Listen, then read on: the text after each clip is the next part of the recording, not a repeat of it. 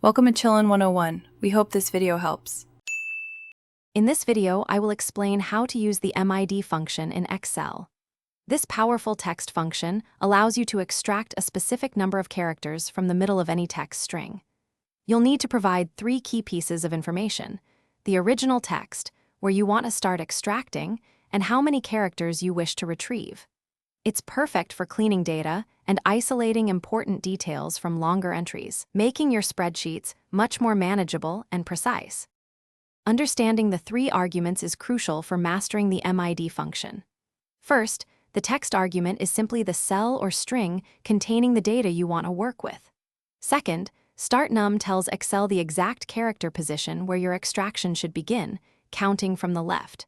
For instance, the first character is 1. Finally, numchars specifies the total count of characters you want to pull out from that starting point. Getting these right ensures accurate results. Let's look at a practical example. If you have the word pineapple and want to extract apple, your formula would be equals MID, open parenthesis, quote pineapple quote, comma 4, comma 5, close parenthesis. This tells Excel to start at the fourth character and take 5 characters. Similarly, to get Excel from Microsoft Excel, you'd use equals MID, open parenthesis, quote Microsoft Excel quote, comma 11, comma 5, close parenthesis. Remember, spaces count as characters. The MID function is incredibly versatile for various data tasks. You can use it to easily extract specific parts of identification numbers, like the middle digits of a product code, or even area codes from phone numbers.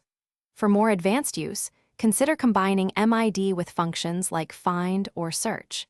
These can help you dynamically determine the startNum and numchars arguments, making your formulas more robust and adaptable to changing data. Always double-check your arguments for precision. Thanks for watching. Consider subscribing if we helped you.